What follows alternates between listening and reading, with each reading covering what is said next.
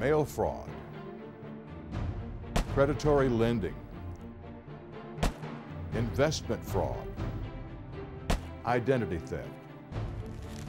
These are some of the most common types of criminal activities scam artists use to separate you from your assets. In this video, we will hear from experts in the field to give you a better idea of what to look for and how to protect your hard-earned money and good credit.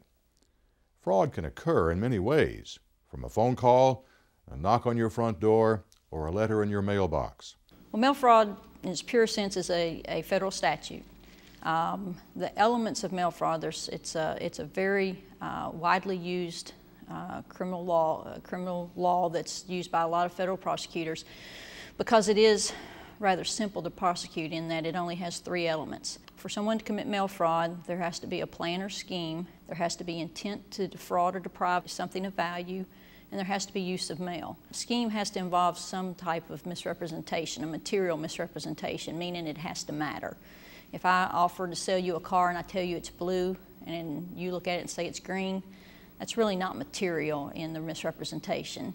But if I tell you I'm going to sell you some property that has ocean view and you can't see but just a little speck of it with binoculars, that's material. It matters to you whether or not you have ocean view or not, and affects your decision of whether you would buy that. So the misrepresentation has to be material. There are many common mail fraud schemes. They include identity theft, 419 Nigerian fraud schemes, counterfeit money orders and checks, charitable contribution fraud, telemarketing and investment frauds, secret shoppers, work-at-home schemes, internet auction fraud, and mortgage fraud. Our fraud trends, the crimes that we see and the crimes that get reported to us tend to change with what's going on in our country.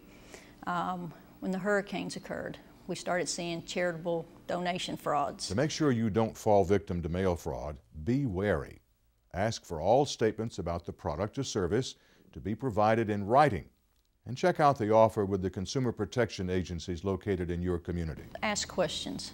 I encourage people, if possible, before they spend any significant amount of money, is to actually meet the person in, face to face.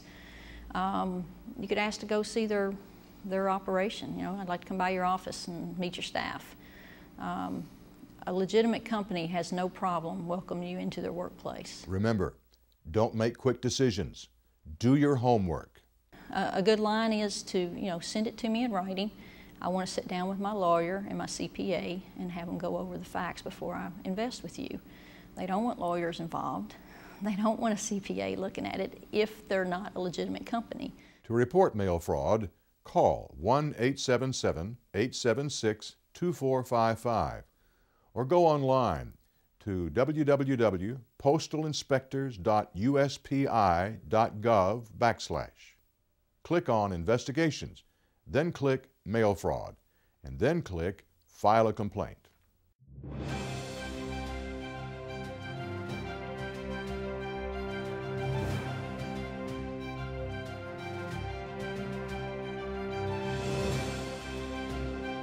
Predatory lending can be any of a number of fraudulent, deceptive, discriminatory, or unfavorable lending practices. Many of these practices are illegal, while others are legal but not in the best interest of the borrowers. Things such as putting people into loans that they can't afford. A lot of the reason that we're in the situation we're in right now is just because of that. People may have qualified for these loans, and the loans were there and available, and there was nothing necessarily illegal about them, but someone had to put you into a product that was unsuitable for you. And then as rates reset and the loans begin to adjust, you find yourself in a situation where you can no longer afford the payment, and then you're susceptible to losing your home. One of the other very prominent things in this market that we're in is foreclosure scams. And as you know, a large number of homes are in foreclosure as a result of some of the loose lending standards that we've had in the past years. And as a result of that, con artists will flock to the latest thing. And so they approach people and attempt to get them to let them work themselves out of foreclosure. And the number one scam that we see with that regard is having you basically sign over your home to that person, and then they agree to rent it back to you at a rate that you can afford, a monthly rate, but as soon as you default or as soon as you miss the first payment, basically they kick you out of the home and take all your equity.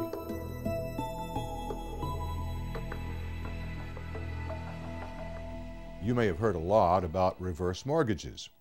They may be good products for some, but make sure you understand how it works.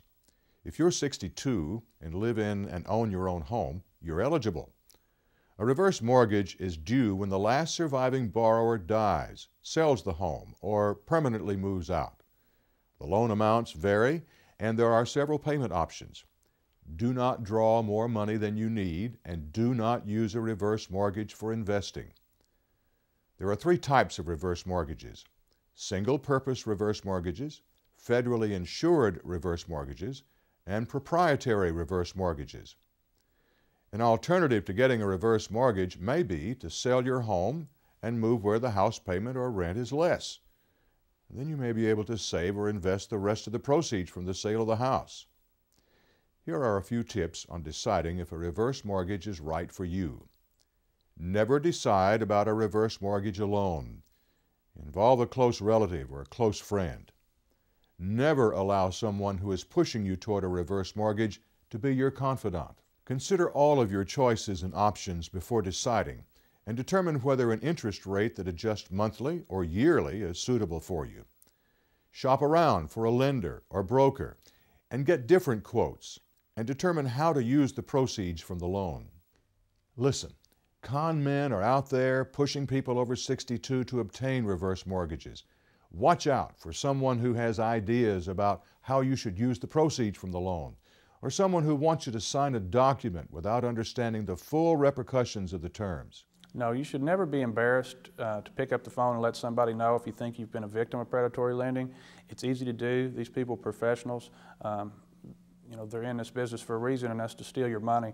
And they're going to turn around and they're going to do it to someone else if you don't help stop the problem. So pick up the phone, call our department or the Attorney General's office, the Better Business Bureau. Let somebody know that you think you've been a victim, and they can look into it and hopefully put a stop to the predatory practices.